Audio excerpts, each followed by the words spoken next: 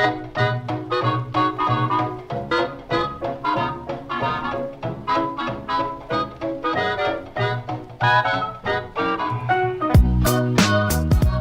and welcome to Movie Film Studios, the only podcast that takes you inside the mind of two film studio executives as we unravel and then re-ravel the best that Hollywood has to offer. I'm Isaac. And I'm AJ, and this week an old musician came to us with an idea to recruit a motley crew of geriatrics to lead an assault on a foreign government. But before we get into something new, it's time for something old as we check in on our last feature in Box Office Report. Now, last episode we released not two things we actually released. We released the film or the product The Dark Shadow, which is, of course, a product of The Experience, trademark, copyright 2018, Movie Film Studios, which is a brand new multimedia, live-action, CGI performance piece that we created. Yeah, blending elements of every single piece of media that you can possibly Absolutely. imagine. And also giving control of the experience to whoever wants to mount it. Yeah. So we basically give you a framework for a story, and you decide how you want to mount that in your own respective theatre, or even your lounge room, or even your basement. It's up to you. So how did that go? Really, really, really badly. What? Just like, it's one of those things, right, where even the best designs, if you put them in the hands of people who don't use them properly, it doesn't work. Right. And cinemas just didn't get on board with the experience quite like we thought we would. Okay. We sent them 12 hours of unedited footage of Steve Carell with his green screen friend. Yep. And they just showed that. and like we're getting like really bad reviews. I'm like, what about the interactive animation shadow puppet? Yeah. Like, oh no, they didn't do that. Did no one mount a version with John Williams and the entire London Symphony Orchestra? No accompaniment. Like, they're just like, why does this film have no soundtrack? I'm like, you're supposed to organize your own soundtrack. Right, yeah. It's supposed to be unique. It's like, no, the people didn't get it. So, maybe it's just a bit too far ahead of its time. Maybe it's just like one of those things where, like, in 50 years' time, people go, oh, look how avant-garde those guys were. Yeah. Let's like do, you know, like those people who do the Greek plays in the ruined Greek amphitheaters. Maybe in 150, 200, 1,000 years, they'll finally get what we're trying to do. Probably. I reckon in about 20 years' time, it'll be in some university syllabus somewhere as a like postmodern example or a postmodern study of where cinema can go. Yeah. But I suppose we'll just have to wait till then until we start seeing the returns come in. That lucrative university money. This is what it feels like to be unappreciated in your own time. Yeah. This is a weird feeling for us because we're used to like rave reviews and box office acclaim and more importantly, cash coming back in. Flow, yeah. How much did we lose on this? Not a lot. No, because again, we didn't pay composers. We didn't pay editors. Good point. Like we didn't do any of the animation in house. So it was we just shipped off 12 hours of raw footage. Wasn't really that difficult to make. So wait, are you telling me that some cinemas actually just ran 12 hours of start footage? to finish? 12 hours of Steve Carell talking to like a tennis ball on the end of a stick. Hey, someone out there must have watched it then. We'll be releasing it on the Fizzlewooded though, completely unedited and uncut. The full director's cut will be on that platform. Okay, on to this week in trailers. And first cab off the ranks is King of Thieves. See, I was about to call this King of Diamonds because there's a lot of diamonds in the trailer. Yeah. But no, King of Thieves is the name of the film. Yes, and I have no information for you about this film because I forgot to look at it. But it stars a motley crew of older British actors, including Michael Gambon, Michael Caine, Jim Broadbent, Ray Winston, and a couple of others as well. Yeah. And effectively, it seems to be just an old person's Ocean's 11. Yeah, it's a bank robbing heist film with guys who are like well past their prime, used to be criminals in their day, and they're like, oh, this heist was so perfectly executed, it must have been done by the most intelligent, well thought out, well planned cat burglars ever. And then you see Michael Caine and Jim Broadbent making tea in like their little cottage, going, oh, you always get my tea wrong, or something along those lines. I feel like it could be a lot of fun, actually. It's sort of particularly like looking at Michael Caine, who's sort of doddering around with his sort of frazzled hair for most of the film. It looks like it's going to be like quite a bit of fun. Yeah, I mean, it comes on the back of, not necessarily on the back of, but there are a string of those films where they go, let's, get those guys who are used to be in those heist films and sort of get them all back together and it'll be a bit fun. Expendables comes to mind. Yeah. I think they got Al Pacino and Robert De Niro back together for like a bank robbing film a couple of years ago as a spiritual sequel to Heat. Yep. This kind of feels a little bit like a spiritual sequel to The Italian Job. It's like what is Michael Caine doing 60 years after he drove minis around Rome for But it's kind of nice that, I mean, The Expendables didn't feel like it had the same amount of fun as this trailer has, because at the end of the day, it's like a lot of old men trying to do some really high octane action, and you can see that they're just not really able to do it. But a heist film is like very easy on the knees and the joints. You don't really have to do much. And they're really playing into the fact that these guys can't really quite do it quite like they used to. So. Yes, and hopefully it doesn't go down the same path that particular film went down. Yes, a path that was hewn by a giant truck with saw blades on the front of it, carving its way through a jungle. That'd be an interesting heist vehicle, though, wouldn't it? Bit blunt.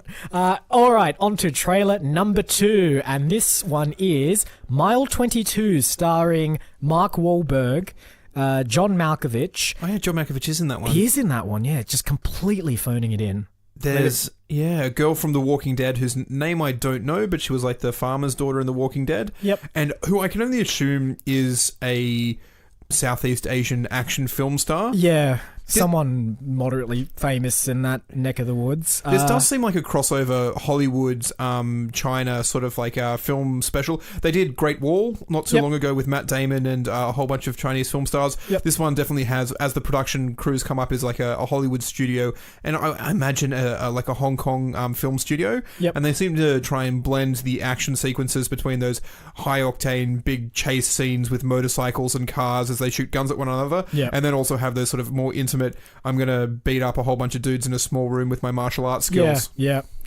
Interestingly, looking at the production company, so it's I apologize for the pronunciations, but it's the Hayai Brothers. It's a Chinese production company, also responsible for the Happy Time Murders, which we discussed a few weeks back, and Bad Mums as well. Really? Yeah. It's just like, what a crazy product. They're following in our footsteps. Yeah, I mean, I would have thought it was more like the Shaw Brothers with your classic 70s fly-wire action sequences. Yeah. I did not think they'd be behind Bad Mums. Did they do Bad Mums 2 as well? They did. They did a Bad Mums Christmas, I believe is what that was called. So Mile 22 seems to be about a defector from a foreign government who is played by our Southeast Asian action star, whose name we don't know, who is informing, I believe, the US government that his government is planning some kind of crazy terrorist attack or attack on the country, and he's sort of there to tell them about it. Yeah. Cue action, cue drama, cue John Malkovich not really doing much. I think the reason this is called Mile 22 is because they have to get the 22 miles from where this informant has turned himself in, possibly to an airfield where they can extract him back to the US. Yeah. And along that journey is when all the special forces of all the countries that he's ratting out against attack him, and Marky Mark and Walking Dead Girl have to, shoot guys off motorcycles, have to blow up helicopters, have to kung fu their way through old warehouses. No. Mark Wahlberg's not doing any kung fu. No. All the American actors, for some reason, are all equipped with guns, and our Southeast Asian fellow, whose name is Iko Uwais, Uwais, sure. According to not even the Academy member knows how to pronounce it properly. He only has kung fu. He only has martial arts, and must defeat all of his enemies with a mixture of like Jackie Chan and Jet Li-esque moves. Yes. Which, sure, why not? This looks terrible. Yes, but in a way where it's just kind of like an excuse for action. Yeah.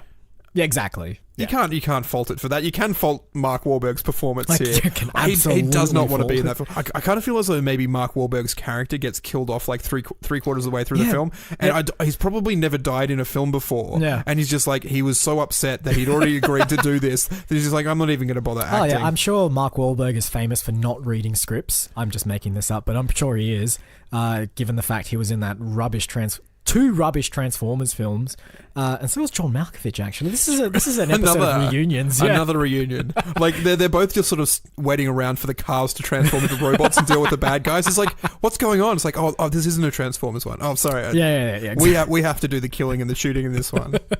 Exactly. All right, on to the final trailer for this week's episode, which is Juliet Naked, starring Rose Byrne, Chris O'Dowd, and Ethan Hawke, our good friend Ethan Hawke. This is a romantic comedy of sorts. Well, I mean, it really is kind of a classic romantic comedy. Essentially, Ethan Hawke plays a washed-up, well, not even a washed-up, a musician who has had a long and very... patchy kind of career, but is very well known within sort of indie circles to be like a driving force, or like the best musician who was never famous, like the most underrated musician of his generation, and he's sort of gone into hiding, into being a bit of a recluse for like 10 or 15 years. Releases an album that Rose Byrne, who is the music journalist, writes a scathing review of, and Chris O'Dowd is a diehard fan of this guy, and so then Ethan Hawke reaches out to the music journalist going, you know what, you're right about my music, and then they form an unlikely sort of romantic relationship via correspondence. Chris O'Dowd actually plays Rose Byrne's partner in this film, so there's kind of a bit of a, she doesn't really care for this musician, and he's absolutely obsessed with him. So when she writes a scathing review and the musician reaches out, there's a kind of like weird kind of three-way romance thing going there. The good old love triangle. Yeah. If any of this sounds at all familiar, then you're probably not terribly surprised to find it's actually based on a Nick Hornby book. Yes. Who did High Fidelity and About a Boy, which always seems to have these roots in... like a love of music and weird, unlikely relationships that spring up around that. I think even A Long Way Down had a music theme where they all sort of were listening to one song. Like at least one of the characters wanted to commit suicide with a book or a song in his hand, because it was underappreciated. I think everyone should like it. Weird topic, but Nick Hornby always has that sort of like offbeat sort of romantic comedy with these sort of indie grungy music themes to it. One of the notes in the trailer for this is there was a little like review from. Clearly, a whole bunch of people have already reviewed this film and said it's fantastic, and it's like a revitalization of the romantic drama, or not the romantic comedy rather. And there was another one that said like Ethan Hawke has a movie star making performance in this, and I'm just like, have you seen any of his films? Like anything that he's been in? Because he looks terrible in this film, but he's been in a lot of great films and played a lot of great roles. And you're pointing out this romantic comedy as the like standout Ethan Hawke role. Never mind like Boyhood, Before Sunset, Before Sunrise. Mind Gattaca.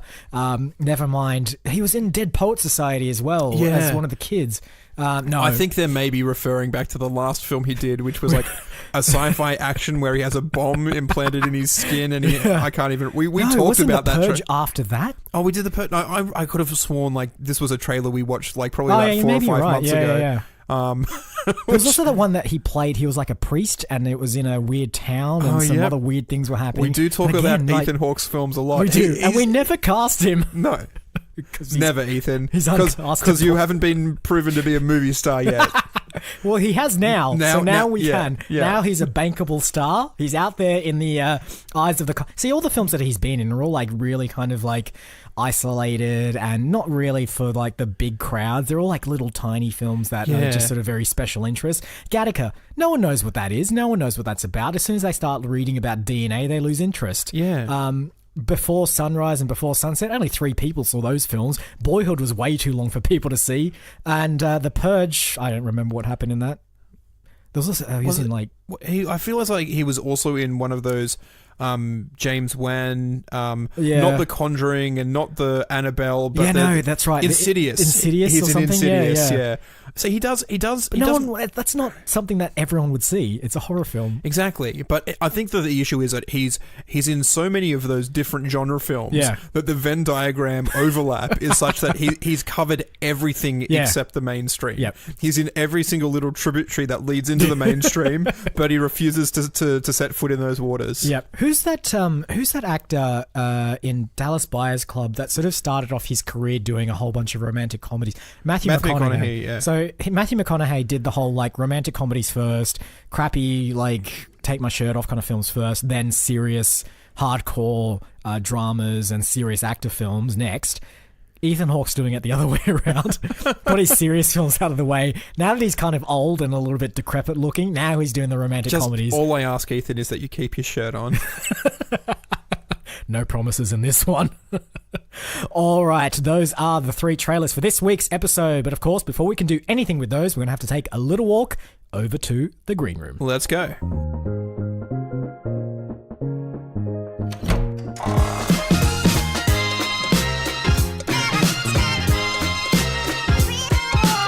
All right, man, that door gets heavier and heavier to move. I don't know why.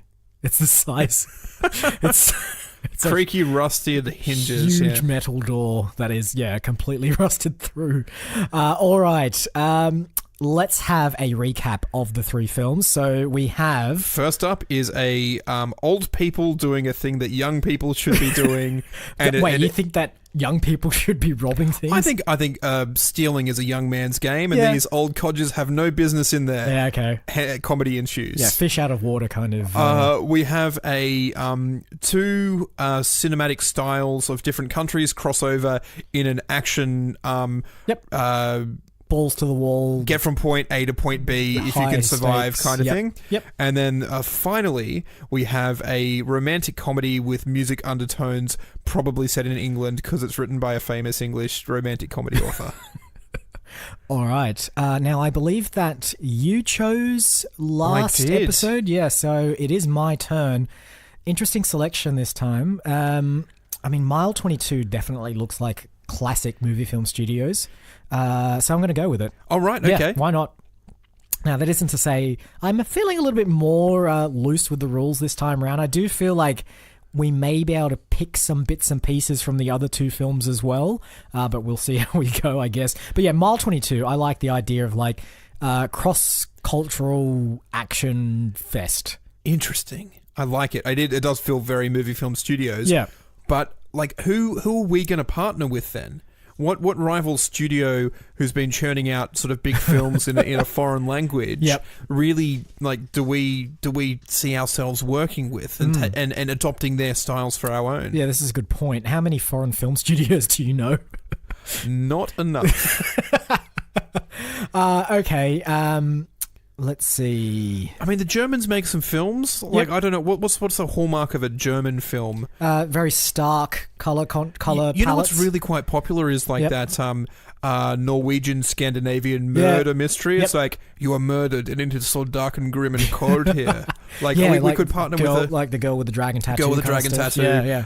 There's The Killing and a whole bunch of TV shows. The Bridge have made their way and had American remakes. Just incredibly grim. Yeah. Yeah. All right, that's great. So we won't do the remake of it. We'll actually partner with a Norwegian, definitely Norwegian. Yeah, I think so. It is the best of the Scandinavian countries. And don't tell Sweden I said that. Or Finland. Or Denmark. Yeah. Okay. Yep. So, what was it? Norway? Yeah, we definitely chose Norway. So a Norwegian film studio. Yeah. It doesn't really matter which one, really. Because, I'm sure that they're all churning out the same type of film. Yeah. So we'll just sort of put our hooks into the water and just see what we fish out. Yeah. That's a good ice fishing reference. I like it. And because it is going to be dark and it's going to be cold and it's going to be snowy. Yep. All right. I think, actually, now that you say ice fishing, there's no reason why that can't be the central kind of theme for this film. So what if we made it an ice fishing expedition with a group of like 3 friends But by the end of it, there's only one of them left. Yeah, okay. I really do like the, 10 people into one person leaves kind of thrillery kind of things. Yep. There's got to be a bit more of an action element to it. Yep. And I think possibly borrowing from old King of Thieves, they're all old people. And it kind of feels a bit like Grumpy Old Men with Jack Lemmon and Walter Matthau sitting out on the lake. You know what? Okay, you know what this is? This is how, we do it like that. But also we bring in parts of Juliet Naked. These three people used to be in a love triangle when they were younger. Ooh. So now they're all old, they're all retired, but for some reason, the old romance starts a sparking again. Oh, right. But not all of them make it. Not all. So the issue is then, is one of the people in this love triangle harboring an old grudge and turns on them, or they stumble on some sort of monster in the woods kind of Wait, do we want to go supernatural with this? No, not necessarily. By monster, I meant like a reclusive hermit who's probably murdered people and he's been living out in the woods. That sort of. Well, we could go supernatural. We could go some sort of giant carnivorous ice fish who's jumping up out of the water trying to kill them all. Yeah. No, because then it doesn't lead itself to a nice chase sequence, right? Because I think what needs to happen is there needs to be, so at the end of the film, I'm going to spoil it for you right now. So we do use the idea of the old hermit. So there's a fourth character because there's actually a fourth person to the love triangle that they didn't realize. Whoa. Yeah. Calm down. Yeah, whoa. Exactly. So he or she is trying to get the other two out of the way so that the object of his or her affection is free and clear. And this is 40 years after the initial triangle came out. The three of them are now just good friends. They've all married other people, had other families and so on and so forth. They don't really have the romance anymore. But this fourth character, who secretly also was part of this triangle, making it a love square. Love square. I mean, we've already done love pentagram, right? We have. And to be fair, I don't think triangle or square has enough points to it. Maybe we do. We go back and revisit our. I mean, it's second nature to us to do love pentagrams. Or do you want to give it even more complicated? A love hexagon. We could do. Also, the Star of David, I think, is two overlapping triangles. It is. Yeah. So that could have 6 people, but the issue with that is that it's not 6 groups of relationships. It's 2 sets of love triangles. Yeah. So a double love triangle. With some overlap. No, there would not be any overlap. No, there wouldn't be a overlap. So hang on, there's 2 separate love triangles. 2 separate love triangles. Okay. All right, that works. That's fine by me. So are we saying that all 6 of them go on this trip, or is it 5 of them and one of them sort of is a hermit now? I think we have an old love triangle. Yep. And then the other love triangle is also taking place in an action movie as well. Oh, yes. So we have the old people, grumpy old men, ice fishing. Yep. And then there's simultaneously an action movie happening in the same location with a different love triangle. Oh, wait, just completely separate? Completely separate. Okay. But obviously the actions that each of these groups have has a bearing on the plot. Okay. So when the the action sequence happens overnight and they explode part of the lake, yes, and then the old people come out to go ice fishing later, this whole part of the lake's exploded. Yeah. But they don't really sort of realize why. Yeah. And when I reckon now we can fish in the hole. So each of them are oblivious to each other's story. Yes. In a way where, you just it's kind of impossible. It's how do you guys not notice that you've got these 2 overlapping love triangles / sort of rom-com action movies sitting over the top of one another? I love this. So I like the idea. Yeah, the old people come out to the fishing, to their lake, and they just see sort of explosions in the distance, which sort of makes the frozen lake shake a little bit, and maybe cracks start to form and little holes start appearing in there, and they're just great, there's now some new fishing holes that we can fish from. You know what I'd really love to see in this as well? Yep. Through the characters accidentally sort of all through plot devices swap their roles within the stories. Really? So suddenly because of someone gets thrown out of a car and then one of the other guys accidentally gets into the car, and all of a sudden you've got the old guy now who has to solve the action movie plot, and the young action hero who's now stuck in an old person rom-com. I have an idea. Murder mystery sort of thing. I have an idea to expand upon that, and just to bring in a little bit of the supernatural. So you know how that whole old story about two people who pee into a fountain and they change bodies. Body switching movie. Yeah, what if like both groups of triangles fall into the lake, all through like a confluence of circumstances, and then they all body swap? We haven't done a body swap for a long time. No. That's really, I mean, that's really good. Yeah. I like that. Like an actual physical body swap. Yeah. And suddenly you do have the old guy who's just like, I was just out here to ice fish with my buddy. Exactly. And now I have to save the world, but in an old person's body. And then the old guy there who's out to fish with his buddy is now locked in a romantic love triangle where there's potentially something sinister going on with the old man who lives in the woods. Yeah. So they all like crawl out of the lake and they realize that they're all in separate bodies. Yeah. Well, not even that. They don't all crawl out of the lake. One or two of them does, and they're like suddenly realize what's going on. The other ones don't really get out until later, so that way they split up again. Yeah, exactly. So we don't have that whole like, you don't see them reveal to each other that they know what's happened straight away. It's sort of like mysterious and is figured out later, basically. Yeah. Okay, great. So let's talk about. What's the stakes for the action part of it? There has to be. I mean, generally in those action films, they only do one sequence on the snow because it becomes quite difficult. So James Bond is driving a car across the ice with his spiky tires, or skiing down the slopes, or whatever. I don't know. I don't know what you'd have that could be completely snow centric around a lake. I mean, does it have to be? I mean, it kind of does actually. It does a little bit.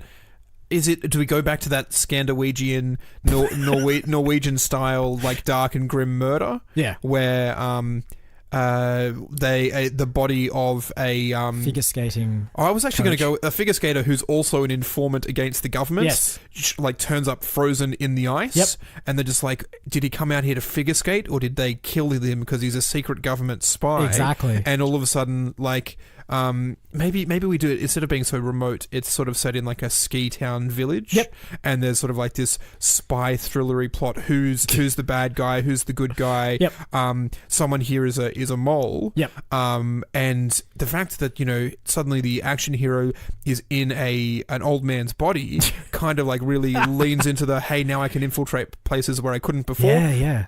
And then we can do the action sequences of skiing down the hill where there's an avalanche or like trying to run across the ice lake as it's cracking. Yep. And then on top of that, you have the old people who came there to the resort where they first met many, many years ago, trying to sit by the fireside and have hot cocoa. Yep. And now they kind of feel as though maybe falling in the lake was a bit of a fountain of youth thing. Yeah. And it's sort of wound back the clock. And they don't even realize that they've swapped bodies with someone else. Yeah. They kind of feel as though, hey, maybe it's just and then they get up to sort of like that rom-com kind of antics. Yeah, so this is great. So like, because the crooks that are chasing these young people don't know that a swap has happened, the old people who are now in the young people's bodies are just like, oh, it's a fountain of youth, we're now young again, let's resume our romance back at the ski village. Yeah. And then suddenly, like... Oh, they're also like...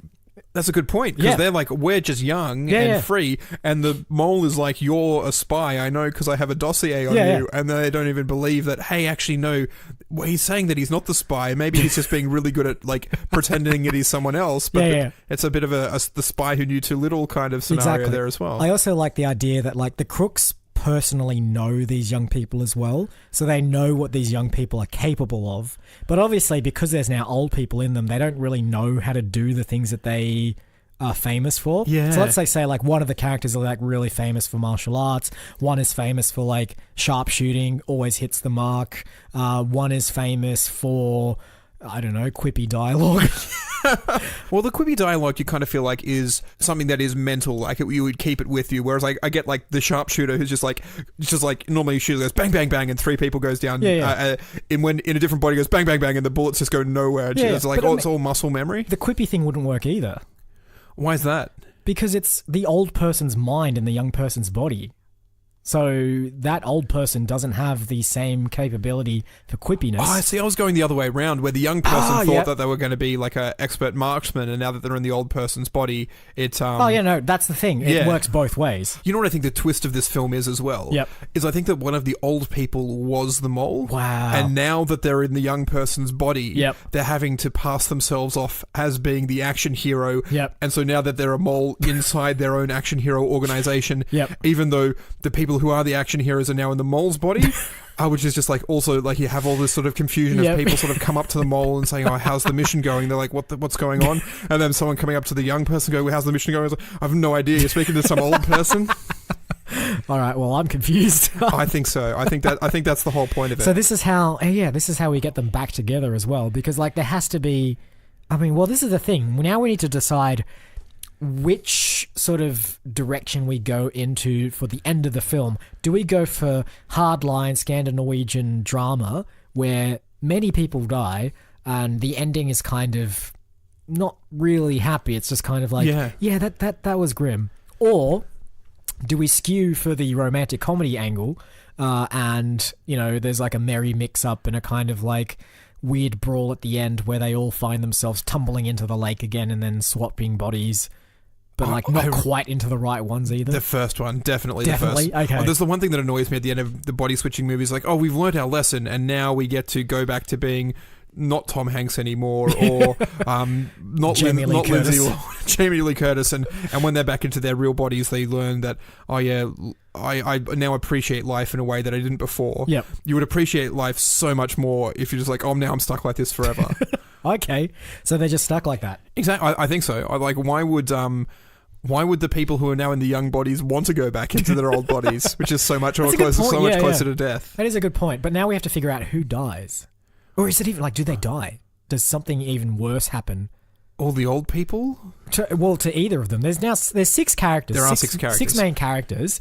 3 young people, 3 old people, all of whom have been body swapped. Yes. So the young are the old and the old are the young. Plus we have a collection of crooks, baddies. Yeah, and an old hermit in the woods who doesn't... Maybe you know what's weird? Maybe the old hermit in the woods like body swapped a long time ago. Yeah. And there's sort of some sort of like earlier plot as well that just to make it more confusing, and has been living out in the woods because he hasn't been able to figure out how to body swap back. Well, no, what we do is we do something like, I watched Game Night on a recent flight, and now I'm obsessed with like stories that just keep like revealing themselves to be something else completely. So what if like the old hermit like actually orchestrated the body swap to start with? So what you think is like a random occurrence where like 3 or 6 people rather find themselves thrown into a lake and body swapping, it's actually the old hermit who's orchestrated the entire thing so that the body swap happens. And he's your Loki Scandinavian style trickster god who's just screwing things up because he likes to see how things shake out. Yeah, great.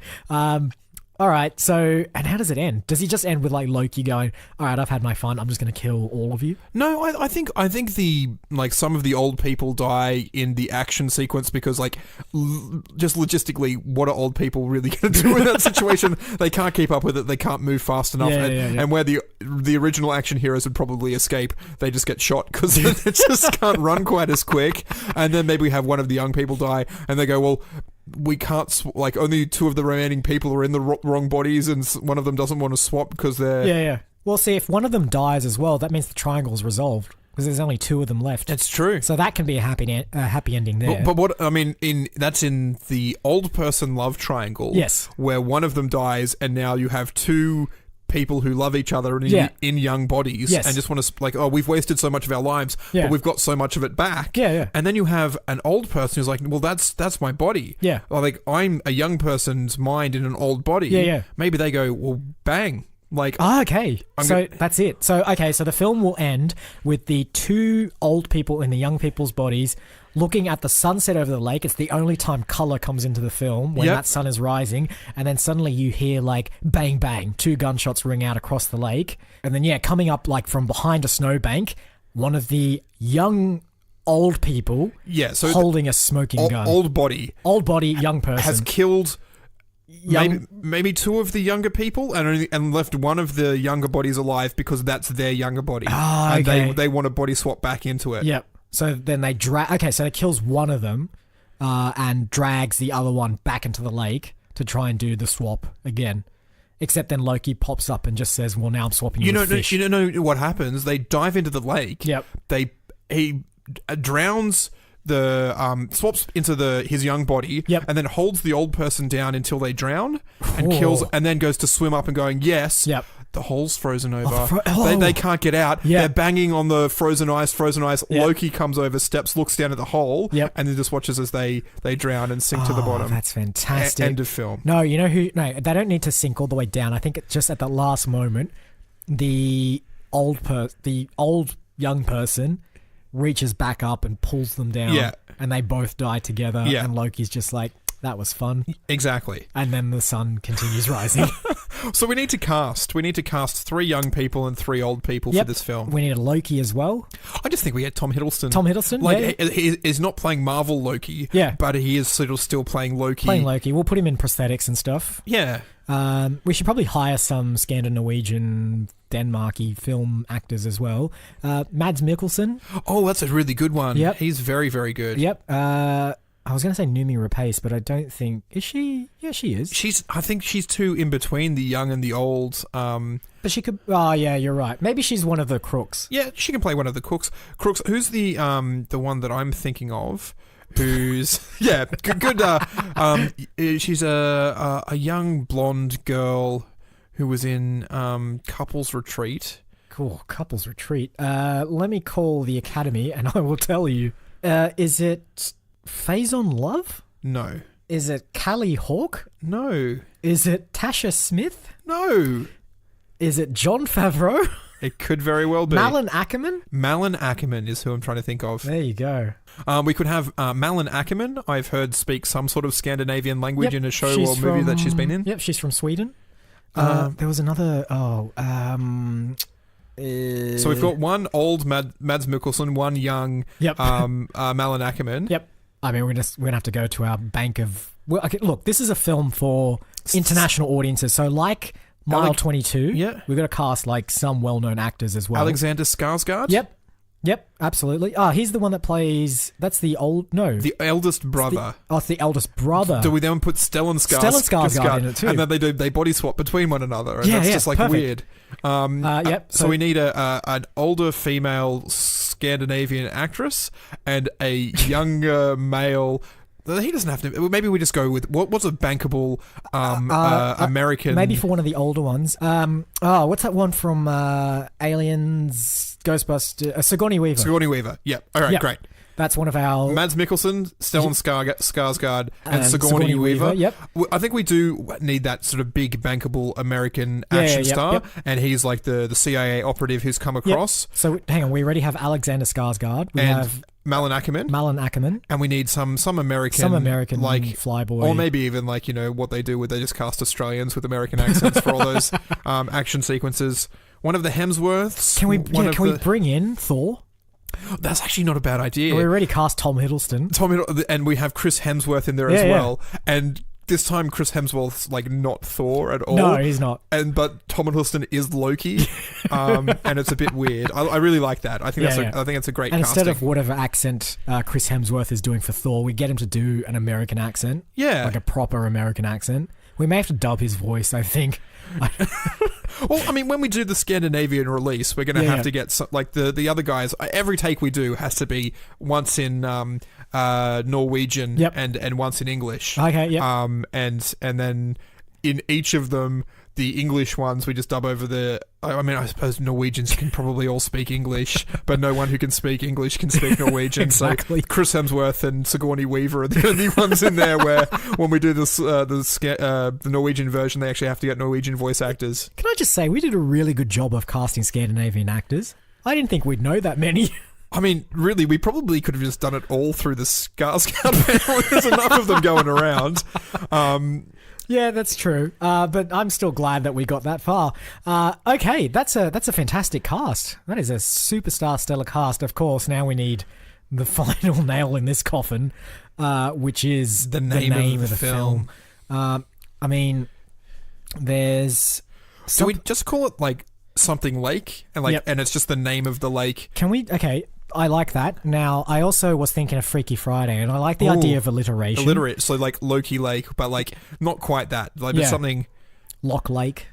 I mean, Loch is just Scottish for lake. Yeah. What's the Norwegian word for lake? Let me call the Academy. So the Academy's telling me something. So, Insjo? Inja. But it's like an O with a stroke through it? Oh, yeah, the strokio. Yeah, hang on. I'll get the Academy member to actually, say it. Incha. Insha. Yeah, it doesn't have that alliterative thing that I was sort of hoping for. No. What else is in our See, film? I actually quite like Triangle Lake. Yep. Let's just do Norwegian. Triangle. So it's triangle, according to this. Triangle. Yep. Lake Triangle.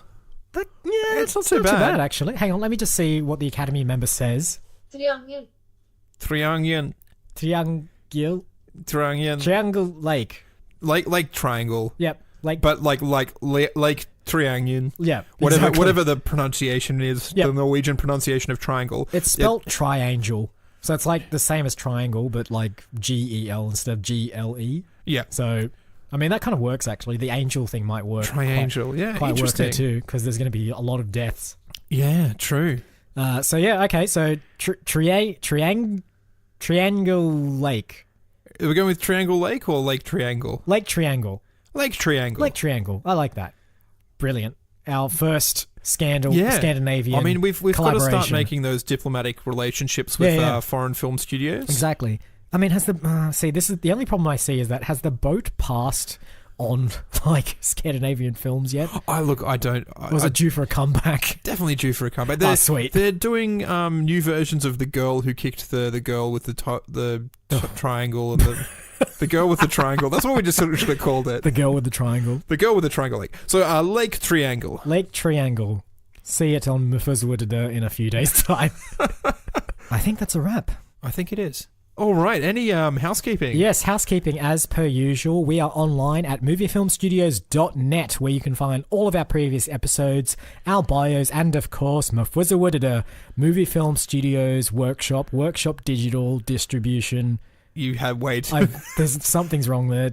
I think it's Workshop Digital Distribution Platform. Yeah, that's it. It's not two workshops, it is two digitals. That's right, you're absolutely correct. Where you can find a list of every single film that we've created on this podcast. Search Facebook for Movie Film Studios and join the community where you'll be able to guess the films that we've watched in the upcoming episodes via emoji clues, translation clues, and any other type of clue that we try and figure and jam in there.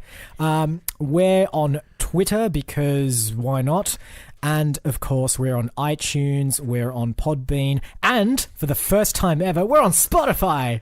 So if you like paying for a free podcast and ensuring that we get nothing out of it as well, then go listen to it on Spotify. I mean, it's probably more convenient if you do use Spotify, so go ahead and listen to it.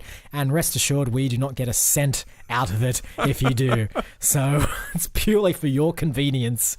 And I think that's it. All that remains is to thank you all once again for listening. I've been Isaac. And I've been AJ. Roll credits. March winds and April showers.